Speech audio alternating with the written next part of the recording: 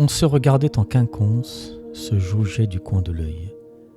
Nous étions discrètement repérés, comme si nous étions les membres d'une même secte. Nous savions de moins en moins nombreux, pas loin d'être sur la liste d'une espèce protégée. Je tenais un livre à la main, avec un petit crayon papier entre les doigts. Les soubresauts du métro rendaient mon soulignement tremblotant. Je connaissais toute l'importance d'une bonne mine HB pour annoter les ouvrages que je lisais. Je coinçais le crayon papier à l'envers entre l'annuaire et le majeur, comme si c'était une cigarette. Je me prenais pour un genre nouveau de Clark Gable ou de Bogart. Elle se tenait les jambes croisées, la chevelure rebelle, à environ 5 mètres. Elle avait dans ses mains un gros pavé dont elle tournait de temps en temps une page d'un geste négligé. Son visage semblait éclairé par une lampe interne. J'essayais de lire le titre de son livre, mais la première de couverture n'était pas dirigée de mon côté. Est-ce qu'elle essayait de faire de même avec le mien ? Les têtes baissées ne nous avaient pas calculés, occupées qu'elles étaient à adorer leur bout de rectangle phosphorescent. Vous me direz avec raison, mais vous aussi, vous avez la tête baissée sur votre objet. Oui, mais ce dernier est une porte sur l'infini et non un imaginaire imposé. Mon cerveau devait interpréter ces caractères alignés et reconstituer un sens qui m'était devenu propre. Les mots nous projettent vers l'avant, les images en arrière, écrivit Régis Debray, ou bien encore la lettre redresse, l'image allonge. Selon Michel Serres, l'homme est une espèce déspécialisée, blanchie. Notre déprogrammation efface toute orientation et nous place face à la totalité possible.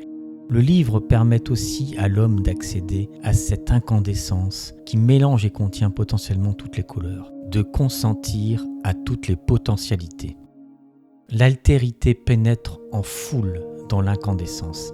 Comme auteur veut dire augmentateur, ces grands noms propres, Balzac, Zola, George Sand, etc., agrandissent un processus que tout le monde éprouve, même minusculement.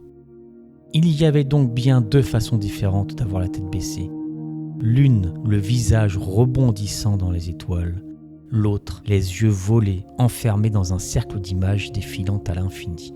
Dans le premier cas, les photons se réfléchissaient sur l'encre noire avant d'atteindre mes yeux. Dans le second, ils surgissaient du faux soleil de la petite boîte. Ma station arrivait, je repliai le livre en cours et me levai pour sortir. Nos regards se croisèrent une dernière fois. Je jurerais avoir vu se dessiner un petit sourire au coin de ses lèvres. Et je ne suis pas sûr de ne pas lui avoir retourné un semblant de minauderie. Nous étions parmi les derniers lecteurs du monde, les quelques-uns peut-être à savoir ce qui se jouait dans cette disparition.